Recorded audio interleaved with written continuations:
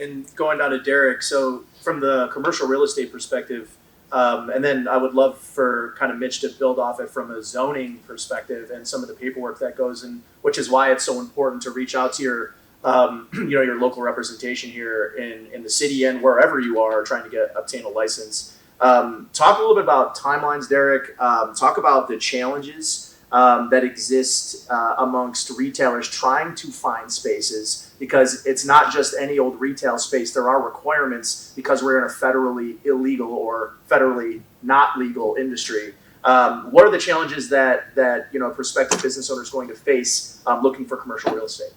Well, for tenant protection reasons, you kind of want to. This process is going to take a little while, so it's not something you want to do like a week before you're planning to get your license or want to open, because just drafting a lease in itself is going to take about a week, sometimes even two.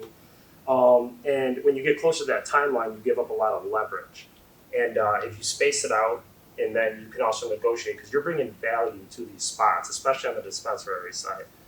Like, take an example, if you take an empty building and you put a dispensary in there, that's going to be more attractive for other businesses. So you're doing these landlords a favor, and seeing your value within that is very important in this, because, I know personally, say I have a sub shop, dispensary opens up, that's more attractive because I'm going to get some of that foot traffic, because I think everyone is in agreement that this is going to drive business. Business drives business. So just off that fact, you're going to catch some foot traffic for that, which is going to make that spot more attractive. So kind of instead of seeing like almost begging landlords to give you that opportunity, like what are they offering you? So when you're negotiating your leases, you got to do it in a way of you're protecting yourself. Like Joe might be able to speak more on this from a contingency side of things, but there's other routes if they're looking at contingencies differently. You can do like a unilateral with 6-month lease or notification of termination, as long as you give them like 6 months ahead of time that, hey, we're gonna have to terminate the lease. That's a way you can go about it. Tenant improvements too, asking for free rent. 6 months, they're all startups. You might need 6 months to kind of get your feet under. You'll pay the utilities underneath. These are all things that you can ask, and a lot of people kind of don't even know this going into leases. So it's really about just protecting yourself, knowing the value that you're going to bring into these businesses and these landlords, because really your business is going to raise the value of that property. So it's really just about that. And the longer you wait, if you're holding on to it, you're giving up leverage, and then that's when you can sign a deal that's not favorable for you, and then things can go south real quick like that. So I think some of the and another thing too, I've noticed, know the space that you're realistically going to need.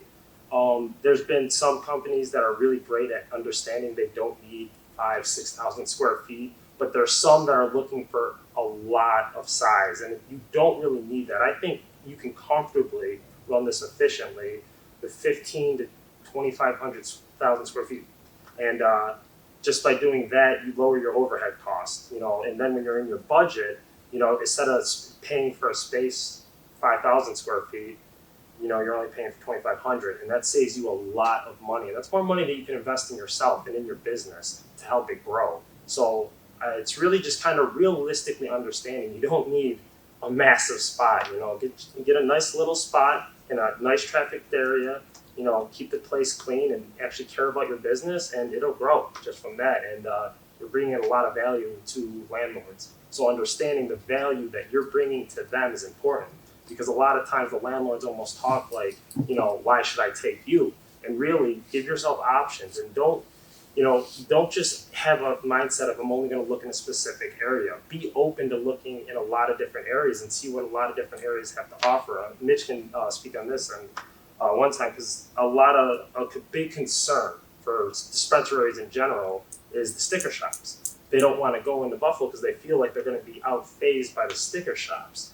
And, that's an understandable concern, but I wouldn't just totally not look at Buffalo because of that. And because the less options you give yourself, the more leverage you give the landlords. And it's all about protecting yourself. And you don't want to take advantage of anybody, anything like that. It's a win-win, and winning together. And you want a good relationship with your landlord, because these are people that you're going to be doing business with hopefully for a long time. So having that good relationship is very important. And also too, asking for like tenant improvements and like tenant allowances.